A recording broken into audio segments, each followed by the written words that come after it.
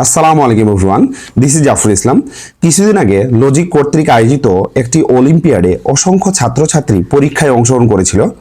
পরীক্ষার জন্য তাদের মধ্যে ব্যাপক উদ্দীপনা বিরাজমান ছিল। ইংরেজি বিভাগের একজন ছাত্র এবং সেই সাথে একজন শিক্ষক হিসেবে বিগত কয়েক বছরে অসংখ্য ছাত্রছাত্রীকে পড়ানোর সৌভাগ্য আমার হয়েছে।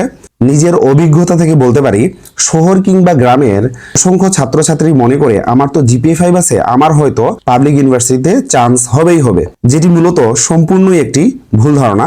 আপনাকে যদি কোথাও চান্স পেতে হয় তাহলে অবশ্যই এইচএসসি লেভেল থেকেই সচেতন হতে হবে। যেমন এই পরীক্ষায় অসংখ্য জিপিএ 5 ধারীরা অংশগ্রহণ করেছিল, তার সত্ত্বেও তাদের নাম কিন্তু মেধা তালিকায় আনতে পারেনি। আর পাবলিক ইউনিভার্সিটিতে সারা বাংলাদেশের ভর্তিচ্ছুক পরীক্ষার্থীরা সেখানে পরীক্ষা দিবে, তাদের সঙ্গে যুদ্ধের মাধ্যমে আপনাকে উত্তীর্ণ হতে হবে। তাই এডমিশন বিষয়ে আপনাকে এইচএসসি লেভেল থেকেই সচেতন হতে হবে। এখন তোমাদের বিষয়ে আমি দুটো কথা বলতে চাই। তোমাদের সামনে এইচএসসি এক্সাম, তোমরা অবশ্যই এক্সাম ভালোভাবে দিবা। দ্বিতীয়ত, তোমাদের যেদিন পরীক্ষা শেষ হবে তার পরের দিন থেকেই চিন্তা ভাবনা বা এস্টিমেট করে নিবা যে তোমরা এডমিশন টেস্ট জার্নিটা কোথা থেকে সম্পূর্ণ করতে চাও, অর্থাৎ কোথায় কোচিং করতে চাও বা কোথা থেকে প্রিপারেশন নিতে চাও। অনেকেই মনে করে যে আমাদের রেজাল্ট পাওয়ার পরে আমি এডমিশন টেস্টের জন্য কোথাও ভর্তি হব।